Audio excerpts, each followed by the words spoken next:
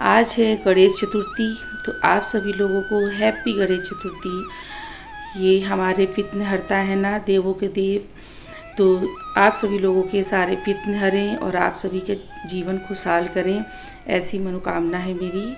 तो चलिए आज का ब्लॉग स्टार्ट करते हैं। गणेश चतुर्थी है जैसा कि आज, तो सारे देवी देवताओं को स्नान कराना है मुझे। सारे विक्रय, जितने भी विक्रय मेरे पास हैं जिनका मैं स्नान करा सकती हूँ उनका स्नान कराऊंगी। और मेरा पिछले साल जब गणेश चतुर्थी थी ना, तब भी मेरा बहुत मन था कि मैं गणेश चतुर्थी में अपने घर में विघ्नहर्ता की स्थापना करूं, लेकिन कुछ रीज़न की वजह से मैं नहीं कर पाई थी।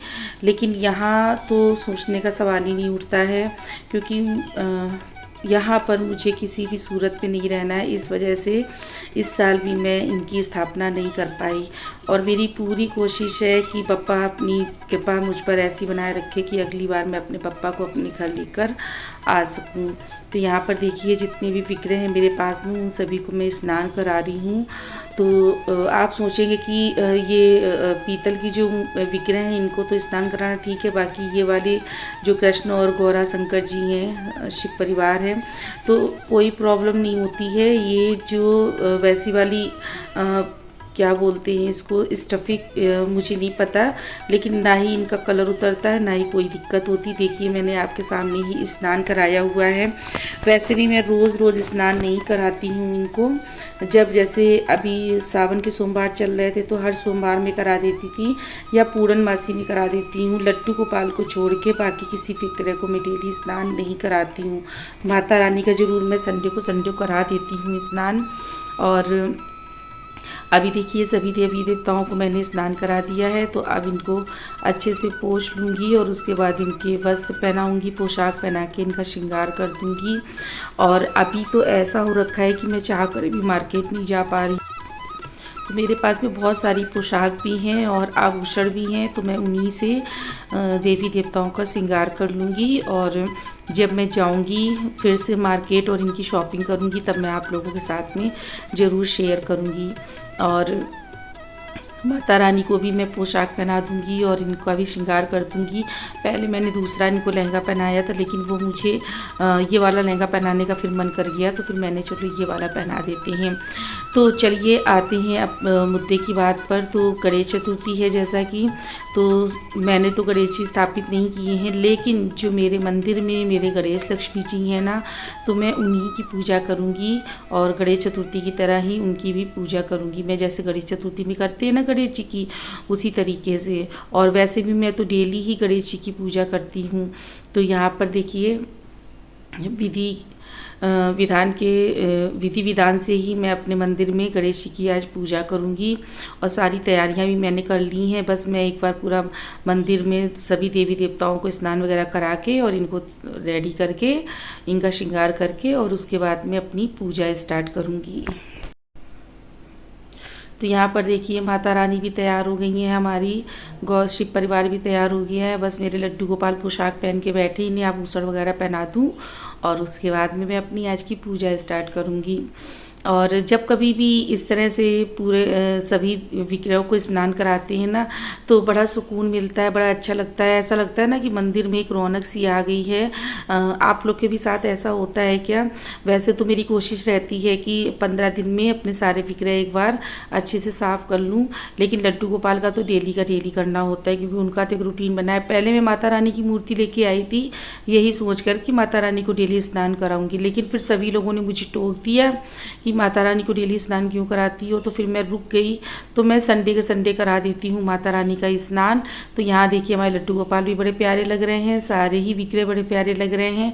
चलिए अब शुरू कर लेते हैं पूजा। तो यहाँ पर सबसे पहले मंदिर में एक कलश भरकर रखूँगी और उसके बाद में कान्हा जी को भी पहले पानी दूँगी और इधर रोली, टीका, चंदन सब कर दूँगी। देवी गणेश जी को, हनुमान जी को तो रोली, टीका, सिंदूर देते हैं, और बाकी देवताओं को तो चंदन ही लगाना होता है। तो फटाफट से मैं अपनी पूजा मैंने स्टार्ट कर ली है।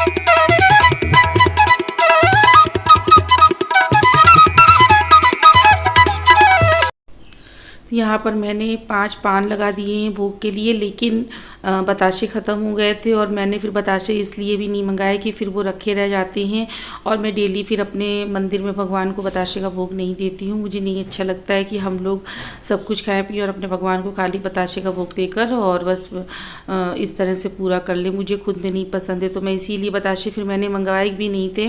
मैंने सिर्फ लौंग और इलायची और पान से ही अपने देवी देवताओं को मैंने भोग दे दिया था। और देखिए फूलों से मंदिर सजा दिया, कितना सुंदर सुंदर लग रहा है मंदिर। और यहाँ पर ना कहते हैं कि गणेश जी की सूंड जिस तरफ को घूमी होती है ना, और जिस तरफ को उनके जो दांत टूटा होता है ना, तो उसी तरफ को दूर्वा चढ़ाते, तो मैंने वैसी ही चढ़ाई हुई है। और एक मैंने यहाँ पर नारियल का फल रखा हुआ है और फल भी हैं, सब कुछ है। और मैंने ना पूरा किया विधि विधान से है, बस इतना ही था कि मैंने गणेश जी को स्थापित नहीं किए हैं। और मेरा मन तो बहुत था, लेकिन बप्पा आएंगे जैसी अपनी कृपा बनाए रखेंगे वैसी मैं करूँगी और जैसा कराएंगे वैसा ही करूँगी मैं।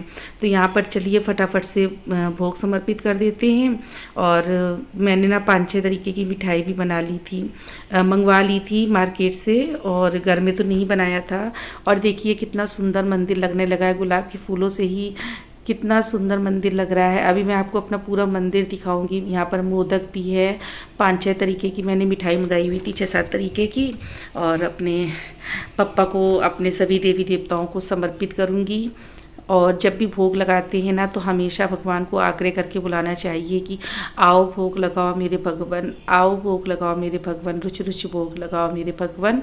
तो देखिए यहाँ पर भोग लगा दिया है मैंने, और बस अब फटाफट से करूँगी आरती। और चालीसा भी पढ़नी थी मुझे, गणेश जी का स्रोत भी पढ़ना था, सारा कुछ मैंने कर लिया है, बस आरती रह गई है करने को। तो अब करूँगी आरती मंदिर में।